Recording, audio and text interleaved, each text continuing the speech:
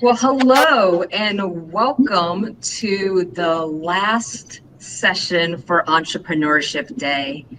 We are going to continue the conversation and talk about how we can empower change in Indiana with JPMorgan Chase. If this is your first session, my name is Tamara Cypress and I am the CSR lead for Black Onyx Management, and I'm super excited to serve as your moderator today.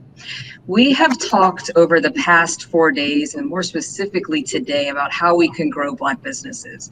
And for this session, we really want to dig in more on the root causes and solutions needed to break down barriers of systemic racism that will help grow Black businesses. So with that in mind, I'm going to have my awesome set of panelists introduce themselves in a unique way, but I also want to help shed some light on how we want to spend our time today.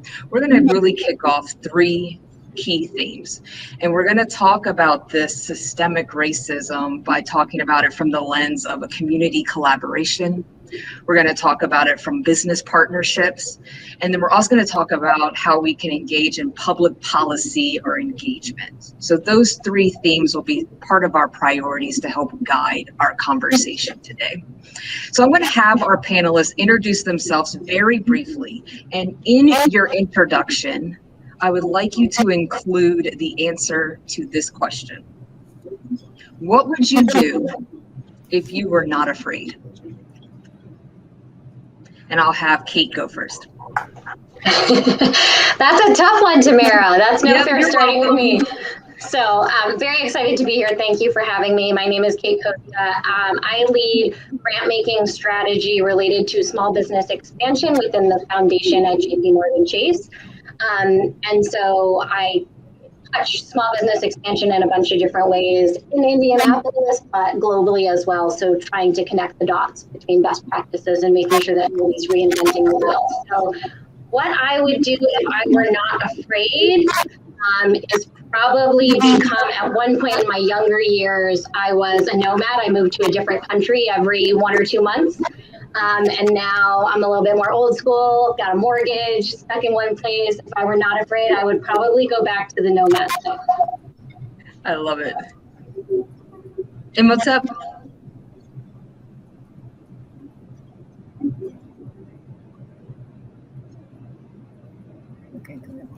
Good afternoon. I'm Imhotep with the Keffer Institute. What would I do if I was not afraid? I would work with the Keffer Institute. That's what I would do. You are living the life, and I love it. Victor? Hello, I'm Victor with Tasty Snacks. That is a hard question because a business owner is somebody that you're always taking chances and you're not too afraid. So I guess I would expand it into another area if I wasn't afraid. Love it. Close us out, Al. Al Wonder, JPMorgan Chase. There's a lot of things I would do if I was not afraid. One probably would be step into a ring with a professional boxer and see how long I can last, a few rounds.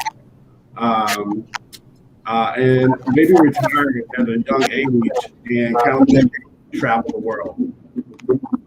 I love it. Those actually aren't really bad things. You guys can absolutely do that right now. Okay, now that we broke the ice, let's dig into this sticky subject about systemic racism. And I'm going to have us actually do a quick poll before we have Kate answer our first question. And I'll have our friends at InnoPower pop up this first question.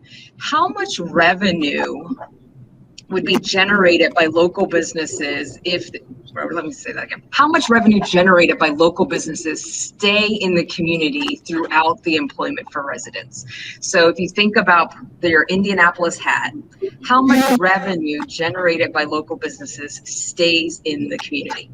25%, 68%, 80%, 75%, or 10%?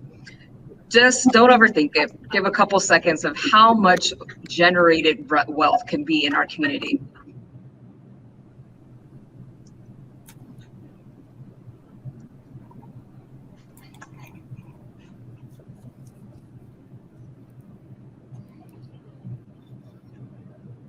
And according to a recent study with the JPMorgan Chase, Next Street, and Common Future, it's actually 68% of revenue generated by local businesses would stay in the Indianapolis community. And that's a huge number that we cannot overlook. So with that in mind, I'm going to have Kate set us up at a high level. Really tell us what's happening out there when you think about this racial wealth gap. And more importantly, why is it important to Chase to be involved in this work right now?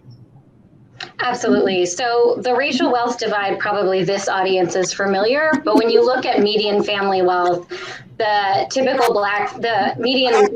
Black family's median wealth is less than 15% of a white family's median wealth in this country. And that is born out of the history of this country, which we know about, and deep-rooted causes, and it has far-reaching implications for those families and members of those families. So when we think about why JP Morgan is getting involved now, I do just want to say that this has been something that's been important to us for a while. My entire time with the firm, my focus has been on racial equity.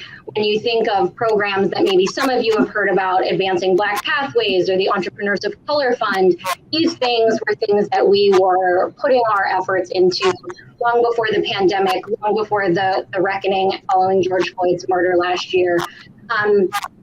But we can always do better. When we made our $30 billion commitment to racial equity last year, our CEO explicitly said we can do more and we can do better. And what we're trying to do is continually improve. I want to tell you give a quick example of that kind of seems trite, but speaks to the way we think about this work. So when I was hired into JP Morgan, the way that I met the person that ended up being my boss and hiring me, that I had written a paper about the way foundations do grant making and how they can unintentionally incentivize entrepreneurship support that actually does not benefit the communities. So if you think about that, you're going into an interview with someone, the strategy is usually not, here's all the stuff you do wrong. But they hired me, not in spite of that, but because of that, because we are committed to always trying to do better. And so when we think about the $30 billion commitment, part of the way we do better is being very transparent about the commitments that we're making and the ways that we are going to work towards those commitments so that the community can hold us accountable for that. So it's not that we're newly focused on this work, it's that we are trying to get better every day, and part of that is being really transparent about the way we are focused on the work. And thank you for bringing that point up. I love that you're being transparent in the fact that JPMorgan Chase is making this a priority, but there's also lots of work that we need to do. And when we think about that collaboration, we can't do it alone. We do have a lot of weight and responsibility on the corporate side, but we also need to tap into the community. And I'm going to have Imhotep step in.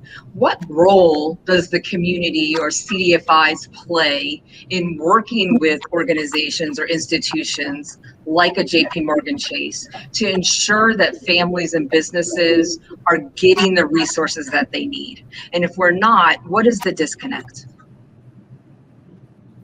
Let me start with shout outs to InnoPower Mill, shout outs to Mom Boo, shout out to Kyle, other friends that we've managed to build relationships with over the years.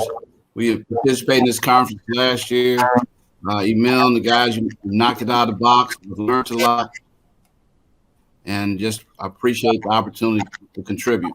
From a perspective, therapist lens, we are self-reliant, self-determined.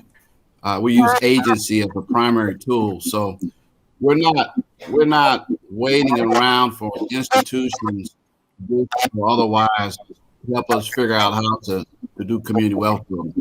We look to build relationships across all platforms to leverage opportunities and share resources and learning with each other. I want to also say, and then I'll say a small piece about CDFIs. The community wealth building, the language that we're building all our work around. And when we talk about wealth has a variety of components, in which financial capital, fiscal capital is one of those.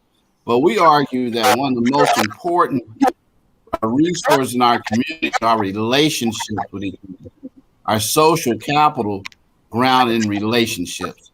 So the more social capital you have, the deeper your relationships you have, more access you have to all kinds of resources: intellectual capital, social capital, financial capital, cultural capital.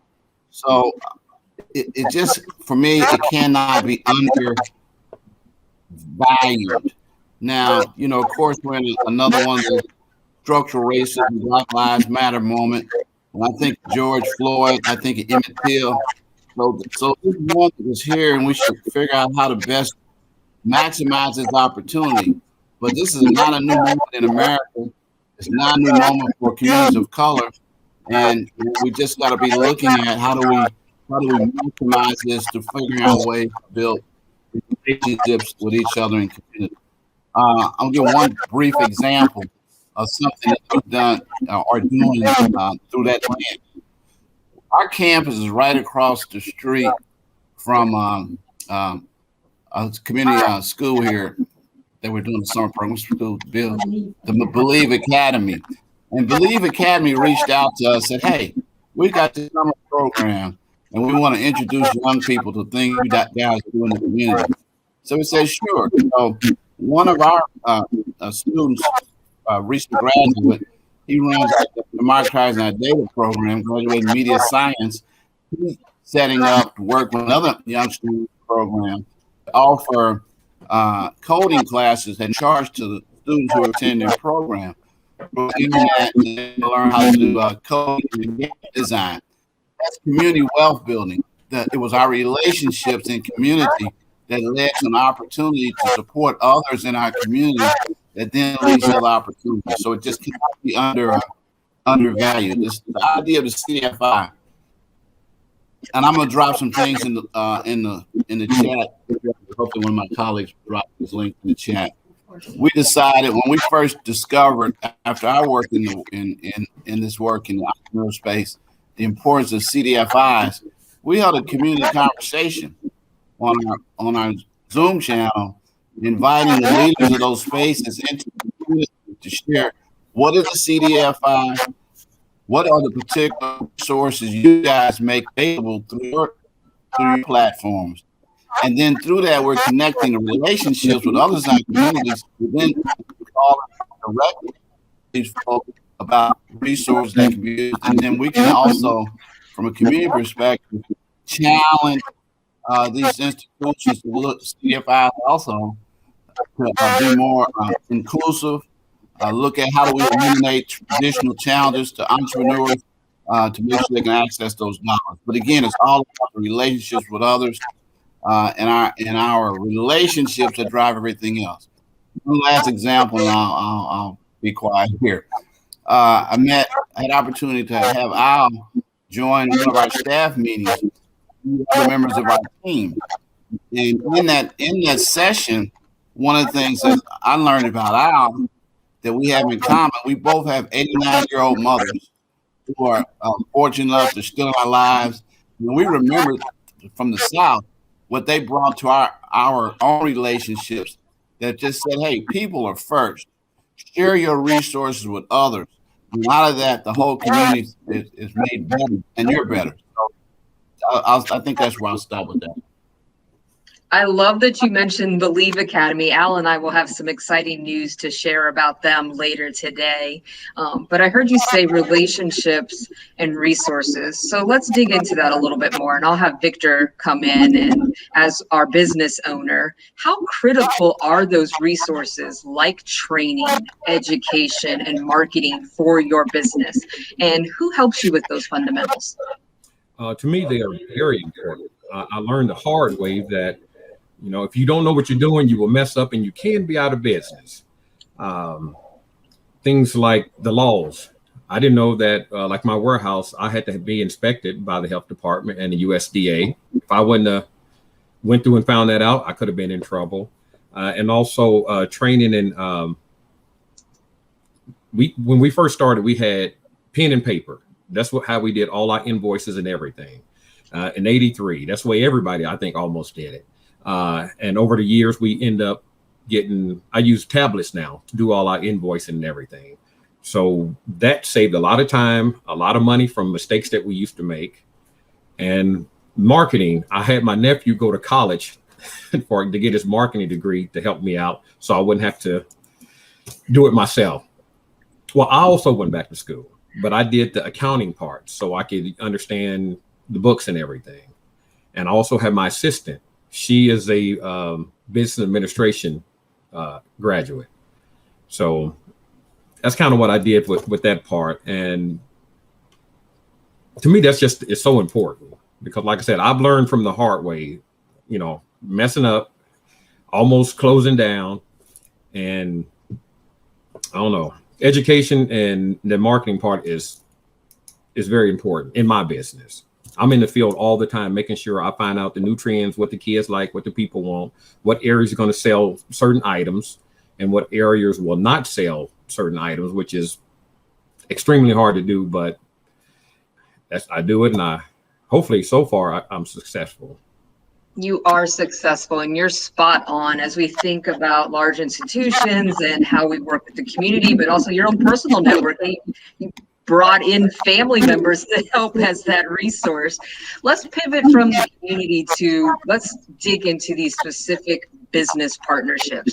And I have another poll question for the audience, so our InnoPower friends can pop this one up. What percentage of the Black population owns small Black businesses?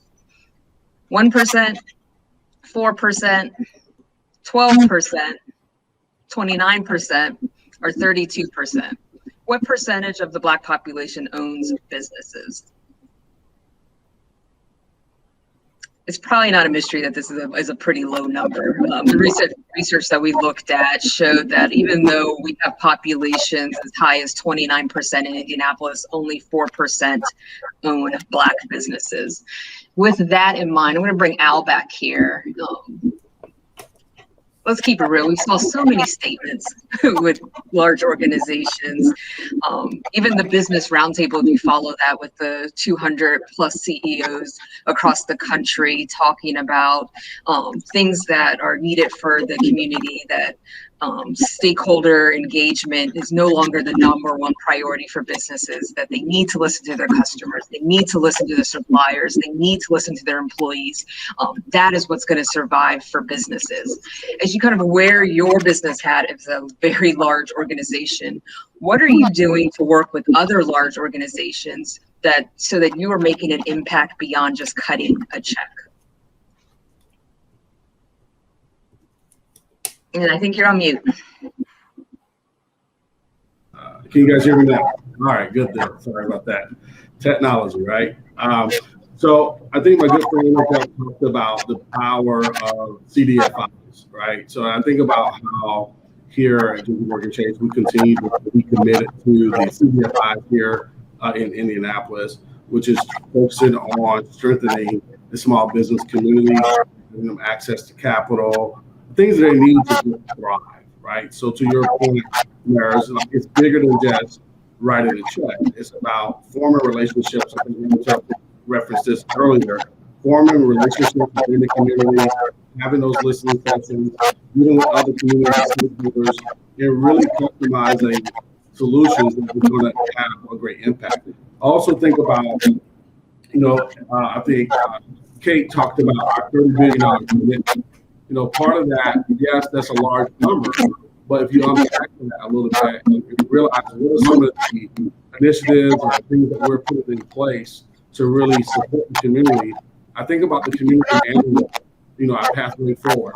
This is a new role that we recently we've created here in Indianapolis, and the individual in that role will solely focus on giving back to the community, providing education, providing information around access, because we've learned, and you hear that at the Business Eco assessment that came out, having access to tools and resources is paramount to small business. So this individual, we're so focused on going to be out helping our small business owners, and also, if I could add a plug there, also those that desire to be home, because that's also another way of helping close the wealth gap that we all know exists. So we'll hear more. I think today we're going to release the ecosystem assessment here on site. So I want to encourage everyone to go out and read that. There's a lot of great information. But those are some of the things we're doing, right? Like participating, understanding what's going on, taking that feedback from the stakeholders and our clients, and actually putting it into action. That's excellent. And yes, Mambu released the assessment findings this morning with the session that we had. There's a lot of weight on these corporations to step up, which is rightfully so. But also, let's think about how do we support ourselves? And I'm going to bring Victor back. How do you work with other Black businesses? And do you feel that you are getting the support you need from the Black community? And are you supporting the Black community as well? And if you see a disconnect, what is it? Well, this is going to be a very quick answer, because this 4%, I've seen this happen over the years that we've had the business. When we first started, the Black community is the only one that will allow us to come into their stores. We could not get anywhere. We really had a hard time. So the Black community is what built us up. But I was thinking about this when I read this. I can only think of, out of all the stores that's out there that we service, that's left, that it's only 2 Black business owners that own these stores. The rest of them all corporate or foreign owned. And that's something that I think we really need to work on. And the way I do it, a lot of people will not service the smaller stores. But my company, I'm going to service you. I'm going to make sure that you get your product and everything. I'm not going to just go out there and service Walmart and everybody like that. I'm going to service who took care of me in the very beginning and helped me to grow. Did I answer your question? Absolutely. I mean, that's the way that we need to be thinking. It's also, yes, how can we get those resources in this ecosystem built to support us? But we also need to step up and support ourselves. Not to put us on the spot, but there was a conversation earlier with the fireside chat, and Evelyn spoke about her startup. And she was saying some of those same stories. She couldn't find an institution, a financial institution, to support her new business. And the questions she was asked was, where are your results? You're kind of new. We don't know if we can support you. So I'm going to bring Kate in as we focus on that startup phase of why Indianapolis in particular has such a low percentage of creation of small Black businesses. What is JPMorgan Chase doing from products, effort, and support to really help increase small Black businesses in our city? Yeah, so getting back to that 4%, we're all going to keep citing it because that's crazy. But when we talk about startups, we can't separate that from growth, right? Why would you want to start a business if the business isn't going to be able to grow? It's not going to be able to support your family. So we need to look at the whole ecosystem and think about who are the different organizations, what are the different types of institutions that are providing the correct resources at the correct times for entrepreneurs to be able to really grow successfully. So we as a firm are doing things internally. We're changing our staffing models and having folks that are there to provide support and not just sell products. We're making sure that those folks are getting better connected into the community to connect entrepreneurs with resources that are in their communities, as well as provide the offerings that Chase itself is providing. But we're also trying to support some of these other organizations that fill in as essential parts of that ecosystem. So as an example, there is a capital access gap.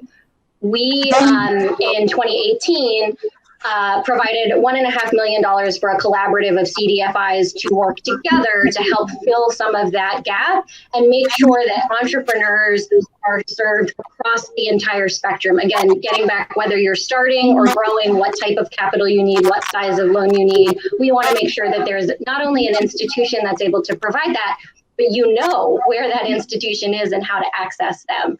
When we think about organizations that can provide technical assistance, oftentimes the best folks to provide that are people that are already embedded in the community. So we've done things like helped seed the creation of the Entrepreneurship Center at the Urban League in Indianapolis, which is near and dear to my heart because I actually used to run the Entrepreneurship Center at the Chicago Urban League, where I live, to make sure that entrepreneurs, again, are getting that mix of resources that they need and that we're eliminating the friction points between the different organizations that provide the different types of resources so that no entrepreneurs are falling out. They have help to start, but they also have help to grow so that they can be successful and encourage other folks to start, as well as provide that mentorship that some of those organizations need. And that really gets back to what Imhotep had said earlier. This is about relationships, networks, and ecosystem.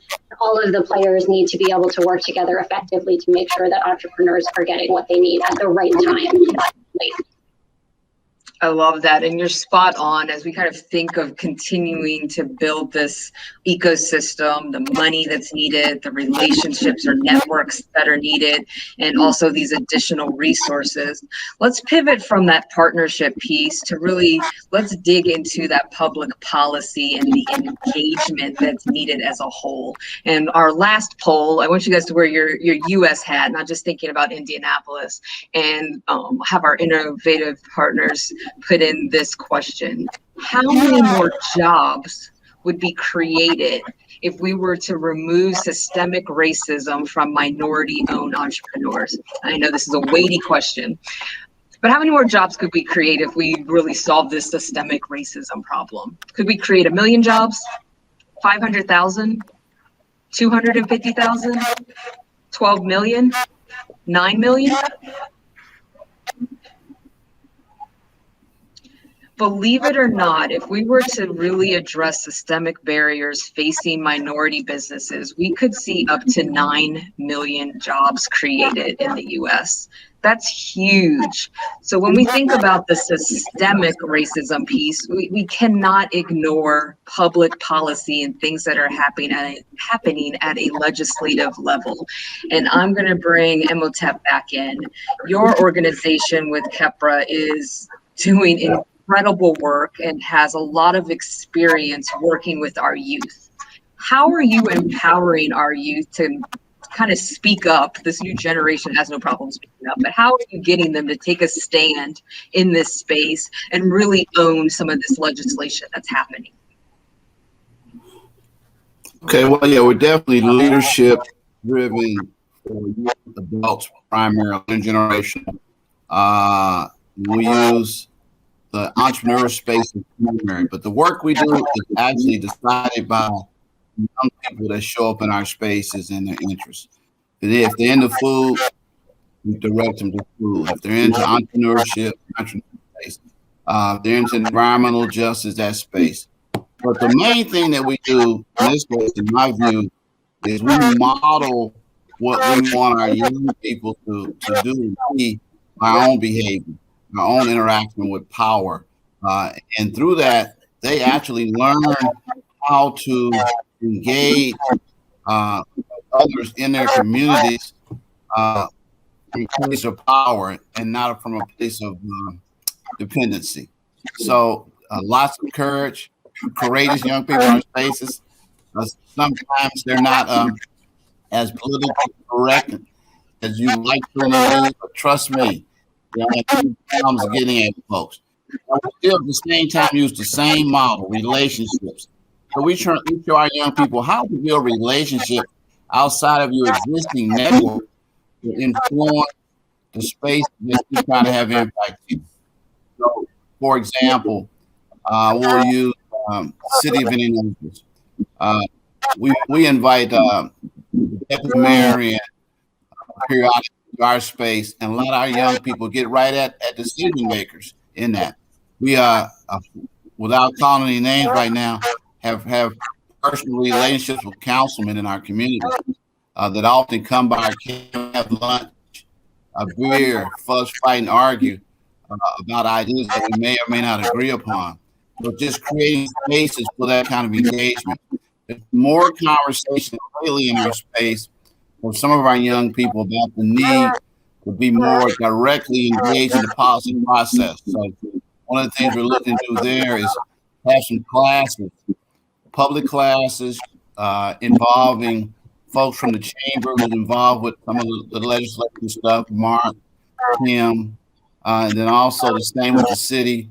We've been talking with the city leaders involved in that, building personal relationships, then allow our young people to decide how and where they want to actually be engaged in the policy piece. Lastly, I'll say, and this is so important if you look at it, particularly at the federal level, state level too, but the federal level, you already see right now there's 12 states in the country that are pushing back about access to the voting process.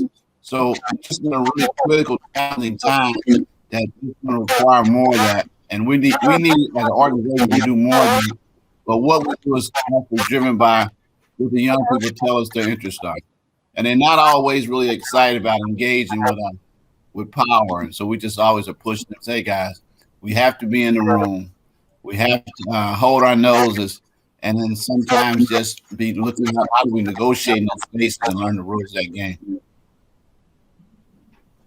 Absolutely. I got one other thing I need to add real quick. My team is here. I've been negligent. I think we've dropped some links in the chat. That access is very important of our work. I do want to see anybody. We have every 2 weeks we give away $500 to artists or entrepreneurs from our COVID developed fund. It's lottery based. All you have to do is send the application, and every 2 weeks we pick a new winner. So please share that with the folks in the network, and anybody that decides that you want to enter into our lottery. We're going to do a couple of special selections this coming Friday. For those who attend the InnoPower Conference, ad.kepra.org. I love it. And we'll make sure that our audience has access to those links. So we have the youth empowered to really speak up here. Give us a reality check, Victor. So, I mean, you are a real case or a real life case study for us. You've been able to sustain your business for over 35 years. You have had relationships with JPMorgan Chase. Kind of tell us, what are these keys to closing the racial wealth gap, and what would make it easier for your business to operate and sustain right now? Well, I think probably the key to closing the gap is entrepreneurship. And I kind of work with that. I'm trying to get some people up under me and setting them up in businesses in other areas so they can do what I do. And we have been, my mother started with Chase in 1983, I believe, when I look back at the paper. So Chase has been there from the very beginning, from when she started the business. And thanks to Chase is how I was able to finally go after the bigger customers to give me the financial backing that I needed. But it's not just entrepreneurship, but to me, it's passion. You have to really like what you're doing. I've talked to a lot of young people that I've tried to work with. They were just getting into business just because they want to make money and not work as hard. That is not the case. I wish I would only work 40 hours a week and make a whole lot of money, but that's not it. So the passion and entrepreneurship is the two things that I believe that will help close the gap and also start generational wealth, because I was lucky and blessed in order to get this business from my mother. And she knocked me in the head a couple of times because I was younger. I was not listening. I didn't know the good thing that I had. So I'm trying to remember what the last part of it was. I got to talking and kind of forgot everything. But to make it easier, actually, my nephew, with him being younger, he's the one that is going to take over the business and move it to the next level. So right now, what we're doing to expand the business going online. I maybe shouldn't say it that because he was kind of wanting to surprise everybody. We're doing an online store, and I'm also working with online distributors and trying to set it up to where my customers can do. I have a portal where they can go online and put their orders in, and I'll pull their orders and take their orders to their store. That way they have a better fill rate. I'm trying to improve my services. So that's kind of what I'm doing. I love it. And some things that I'm hearing as like connecting themes, I hear youth. So let's not devalue what youth can bring to a business and this economy. But also youth is also defined as new. So new could also be redefined as innovation. And we have to always think about how we're innovating in this space, whether you are a 100-plus-year-old organization or your business is being passed on to you from generation to generation, or you are a startup. We cannot avoid this innovation piece. I'm going to bring Al back here to help us close out with this legislative piece. So it's scary for businesses to put their toe in here. If you don't have a lobbyist in your back pocket, or you have to be very mindful of what you say, you don't have the freedom that perhaps Gen Z has right now, who are looking at this in a different perspective. Give us a reality check of what it means for JPMorgan Chase or other mid or large size companies that could really leverage this space or really step into policy making to be a catalyst for change here. Yeah, it's important. I mean, JPMorgan Chase, we take an active approach. We actually have our team of folks that are sitting down every day, listening, having panel discussion, table discussion with stakeholders, entrepreneurs, and we're taking that data along with what I referenced earlier, the ecosystem assessment. We're taking all that data and we're going back and we're leveraging our brand, our power to go back and talk to these policymakers about the challenges that are getting in the way of some of our small business community. We all have to understand and remember that our small business is very powerful. Some of the tools that you're putting up today, I would just tell all of our small business owners, remember the power you do have. Maybe you can't afford a lobbyist, but think about some of the data points that you referenced about you can drive upwards of 68% of the community revenue. You can bring in 9 million. That's powerful. So when you have a chance to get in front of your local policymakers, make sure your voice is heard. Speak up. Share with them the things that are getting in your way. Share with them also the things that you like. But don't underestimate your power. Don't always leave up to the big companies as well, right? Because you're the best advocate for you. But just know that there are companies like JPMorgan and others that are going to continue to step up and create a pathway for our small business owners. Because truly, we've all heard this one about small business is the backbone of our economy. So.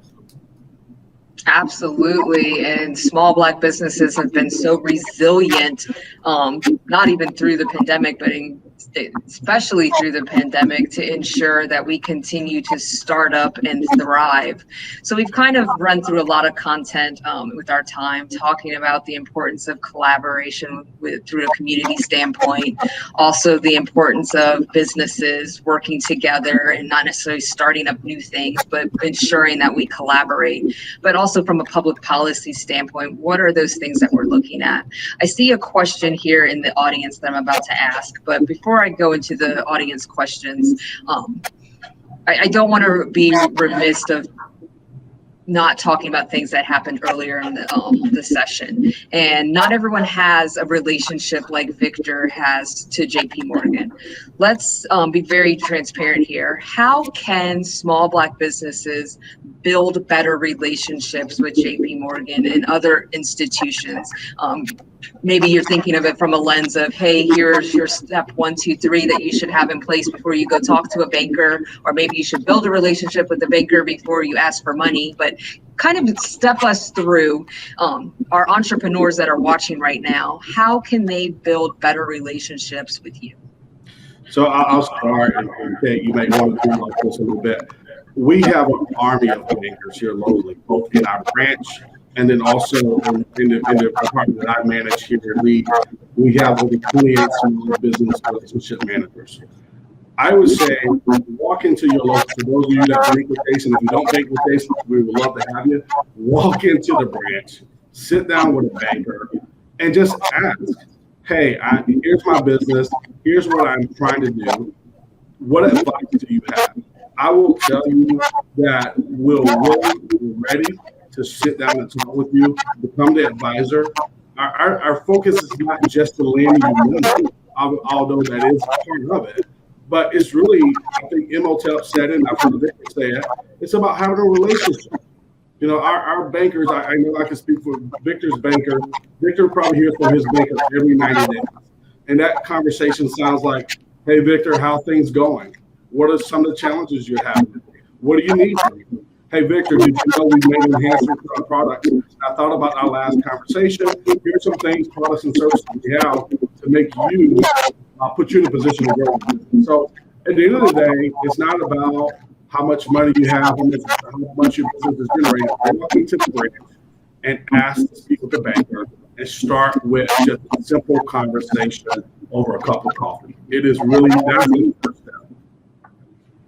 I love that. So, I mean, we continue to see example after example that small Black businesses don't have access to capital, but right behind this money piece is that they don't have access to information, which is because they don't have a network.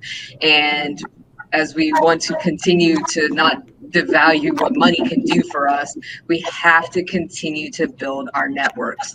One of our poll questions got some people excited, and one of the questions we have from the audience is, how can we increase the amount of revenue that stays in the local community? We just shared that 68% stays in the local community when you have more small businesses. Do you guys have some examples of how we can ensure that this money stays in our community? I will start here with the panel. I would just say, make sure we're supporting each other, right? You know, there's always an initiative, Black businesses buying from Black businesses, Black and brown businesses. So make sure we're supporting each other. It's the one way you keep, you know, I heard Victor say, hey, his long-term plan is to pass the business down to his family members. And I would imagine they're going to stay in Indianapolis. That keeps them here because they have a private business. So I think about having a legacy plan to pass the business down, and then I think about supporting one another. I was listening on another panel I learned today about a restaurant on the west side. I think it's called Chef T. I got to go find that restaurant. I hear the food there is awesome. So I've made a commitment. I wrote that down. I got to go visit that restaurant. So that's how you keep the money.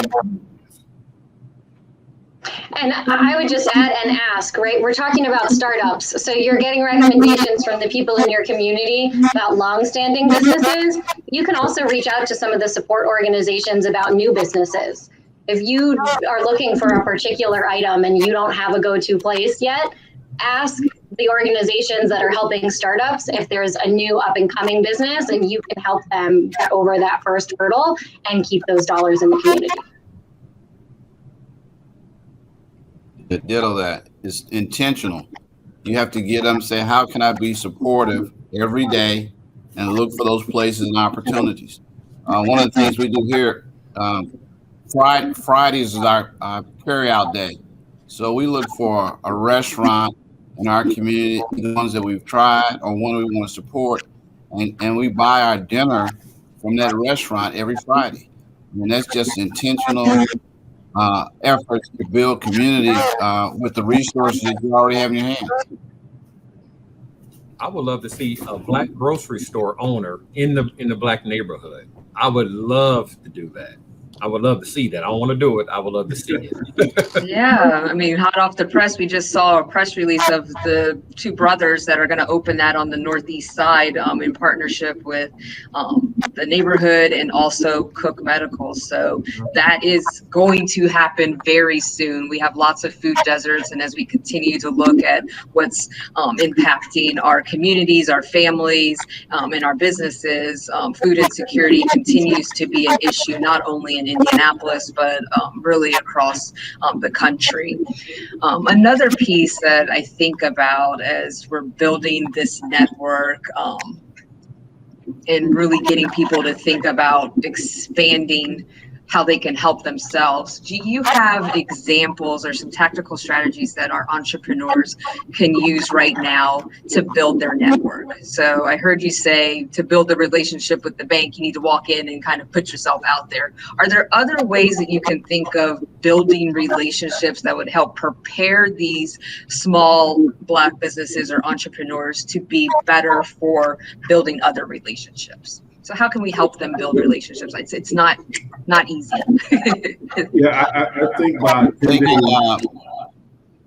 Go ahead, Immatel. Go ahead. I was just going to say again, relationships. If they're on the call now, grab you guys' email addresses. Say, hey, let's go to Starbucks and have a cup of coffee or a local coffee shop. I want to learn more about who you are and what you do and tell you more about my story.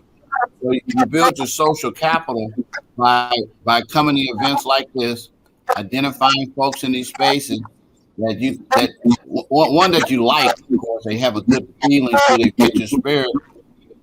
Through that, you build relationships that then expands their social capital, their relationship capital, intellectual capital, cultural capital, and out of that, hopefully, fiscal and economic capital also. And I think folks should also do that for each other. One of the things that someone told me a few years ago at a networking event, because I am an introvert, is we were going in and that person said, I'm going to be your professional wingman tonight. And he went around, and as we were, getting introduced to people, he was singing my praises and I was singing his.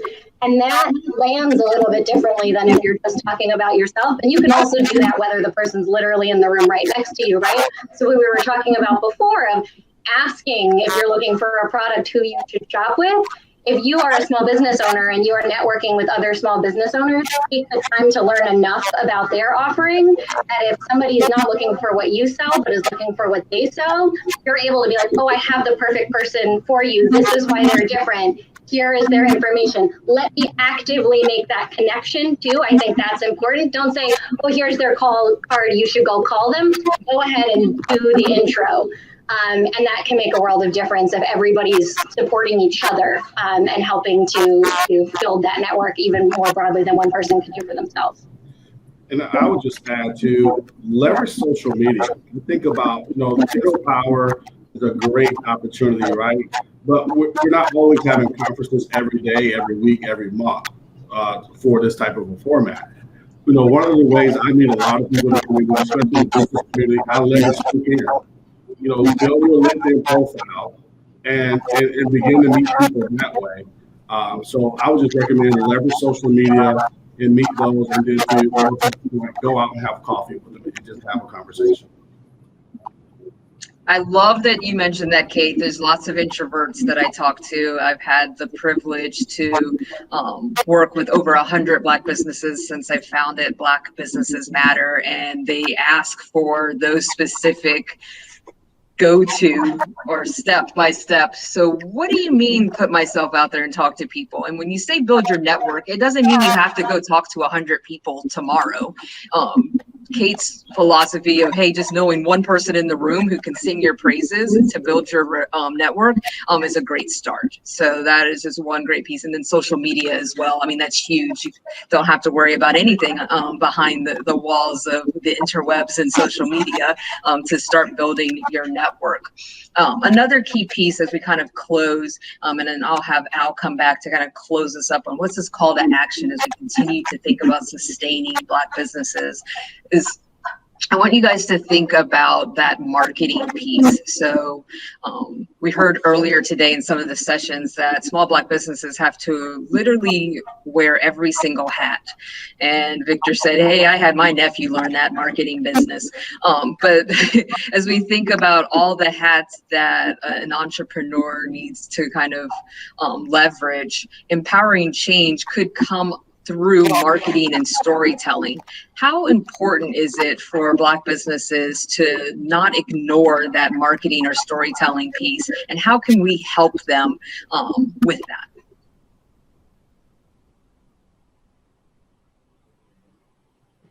I think it's critically important, right? Marketing is how you bring in customers. If you don't have customers, you don't really have a business.